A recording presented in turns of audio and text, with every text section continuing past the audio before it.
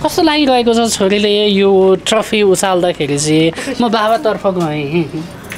यो एकदमै अब चाहिँ यो स्मरणीय छ छोरीको यो क्यापासिटी र अनि यो क्यापासिटीलाई सारा चाहिँ अब एउटा हाम्रो नेपाली दाजुभाइ बाँकेवासी नेपालगञ्जवासी हाम्रो राणाभाट चाहिँ परिवार पुरै राणाभाट समाज र चाहिँ पोखरा कास्की पोखराबाट लगायत देशका विभिन्न ठाउँबाट उनले गरेको अभिनय विभिन्न जुन क्यारेक्टरमा चाहिँ त्यो क्यारेक्टर बेसमै पसेर जुन किसिमले उसले चाहिँ निर्वाह गरेको छ त्यो सबैले हेरिदिनु भयो। यो आजको यो दिन देख्नको लागि हामी उहाँहरू सबैलाई जसले जहाँबाट चाहिँ सहयोग गर्नुभएको थियो उहाँहरूलाई एकचोटि उहाँहरूलाई नमन नगरिकन हामीले चाहिँ यो चाहिँ ट्रफी पूर्ण हुँदैन भन्ने मलाई लाग्छ। मम्मीतिर पनि गएँ। कस्तो लागिरहेको छ? कसरी यो खुसीलाई साट्नुहुन्छ तपाईँले? एकदमै खुसी होइन।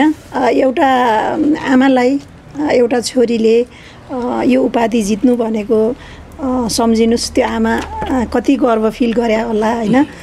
विशेष गरी नानुमा जुन हुनर थियो एक्टिङ सम्बन्धी त्यो हामी बुवा आमा नै अनभिज्ञ रहेछौँ भन्ने चाहिँ महसुस लाग्यो अहिले होइन, महसुस गरियो। जुन छोरीको प्रतिभा थियो त्यो प्रतिभा त हामीले नजिकबाट निहालेकै रहेछौँ। ठाउँसम्म यसरी एक्टिङमा गएर यो एक्टिङमा चाहिँ यसरी माथिसम्म पुग्छ भन्ने कतिको थियो तपाईँलाई? अब यस्तो छ, अब सानो हुँदाखेरि छोरीलाई अब हामीले पढाइमा मात्रै फोकस गरियो होइन। अब उसको अब सानोमा त उसको चाहिँ यो किसिमको चाहिँ यो फिल्डतिर चाहिँ उसको सोच पनि थिएन। उसलाई हामीले अब उसको स्कुल जीवनमा कहाँ सहज हुन्छ कसरी चाहिँ राम्रो हुन्छ पढाइमा भन्नेमा मात्रै हामीले चाहिँ उसलाई फोकस गऱ्यौँ।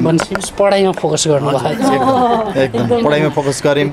र हामी त अहिले मम्मीले भने जस्तै छोरीमा भएको यो एउटा त्यही थिएटर जुन थेम्स कलेजमा चाहिँ उसले चाहिँ गर्दाखेरि एउटा एक्टिङ उसले आफैले एउटा त्यो के नाम थियो कोठा नम्बर